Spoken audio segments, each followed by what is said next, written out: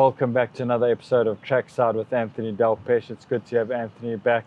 And this weekend, some exciting racing this weekend. On Saturday, we see the running of the Grade 1 Hollywoodbets Cape Guineas. Anthony, what do you make of that race? And Hollywoodbets Kenilworth, a different race course. Well, yeah, the renovation to the track is really unbelievable.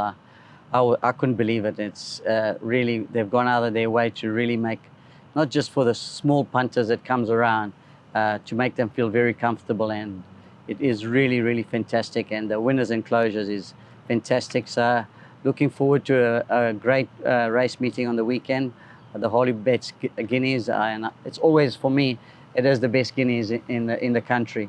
And I always believe whoever wins that Guineas becomes a very good horse. And it is not a big field, but I think a very competitive field. This weekend, racing on Saturday takes place at Hollywoodbets Kenilworth, and then Turfentine on Sunday, where we see the running of the Grade 2 Mark de Kock Epitombe Challenge. Good weekend's racing. Hopefully it's a profitable one. We start off at Hollywoodbets Kenilworth on Saturday in race 3, the non-black type Heart FM Commonwealth Plate, over 1,000 meters. And Anthony's best bet is number 7 Lion Rampart from the Vaughan Marshall stable, Richard Free in the saddle. He really caught that on debut over 800 meters. Yeah, and I thought he was maybe slightly a little bit unlucky. Could have finished a little bit closer. He jumped the shadow on the track about 100 meters out, and maybe he would have finished a length closer. I believe stepping up in trip is definitely going to suit him, and I did see him at track working, and he looks like he's improved a lot. I do think he'll take a lot of beating.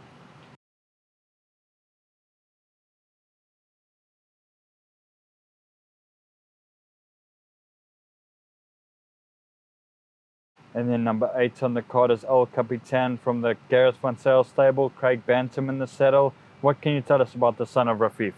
Yeah, he is a lovely horse, but I don't think he's prepared 100% for this race.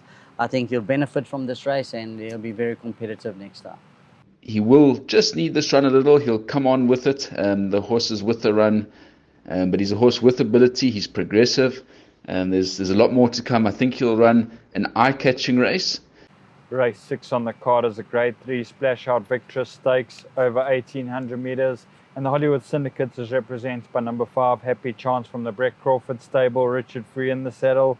She returns from a 10-week break and tries 1,800 meters. Yeah, I think that's the biggest concern. I think if she does get the trip, she must have a huge winning chance. But Brett wouldn't be trying her if he never thought that she would get the trip. And I think she's the filly that they'll have to beat. The work's been very good. She looks amazing. And on the strength of that, I'm expecting a good run. The main event on the card is race 8, the Grade 1 Hollywoodbets Cape Guineas, and my best bet on the card is number 4, Shashui from the Justin Snay stable, Grant van den Kirk in the saddle.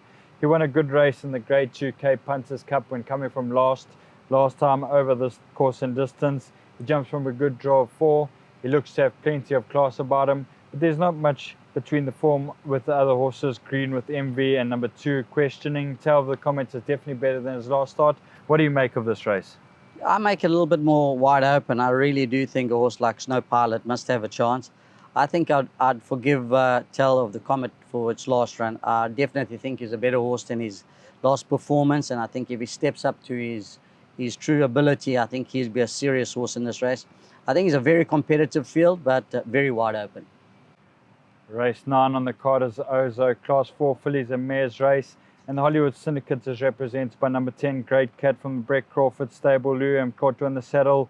She's produced 2 good efforts since winning her maiden and will enjoy the step up to 1,200.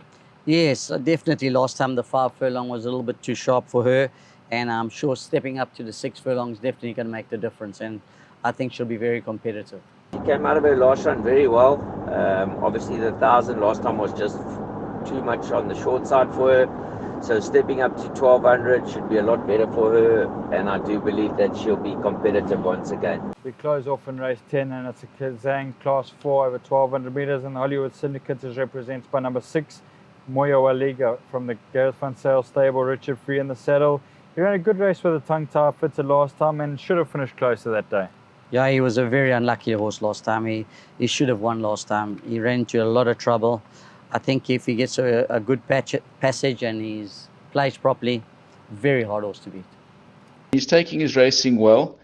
The tongue tie did the trick last time out. Yeah, expecting a big run from him. He's doing well and hoping he can find the winner's box. Racing on Sunday takes place at Turfentine, and we'll start off in race 1 with Anthony's best bet, number 7, Mia Moo. From a Sean Terry stable, Richard Free in the saddle. She produced an encouraging debut effort over this course and distance. Returns from a break, but meets the right field. Yeah, she definitely meets the right field, and obviously the break is the concern, but Sean Terry's horses normally come out fit. He knows how to get them fit, and I really do think that she'll be the horse they'll have to beat.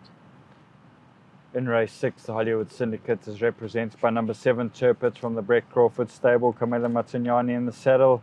Showed signs of needing his comeback run over 1,500 metres last time. His course and distance suits it, and with a weight of 54, he must have a chance.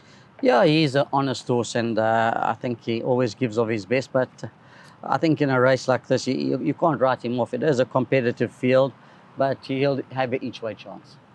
Race 7 on the card is the Grade 2 Mark Cock Ipitombi Challenge. And my best bets on the card is number 8, Give Me Another from the Mark Cock stable. JP van der Merwe in the saddle. She's unbeaten from 3 starts to date.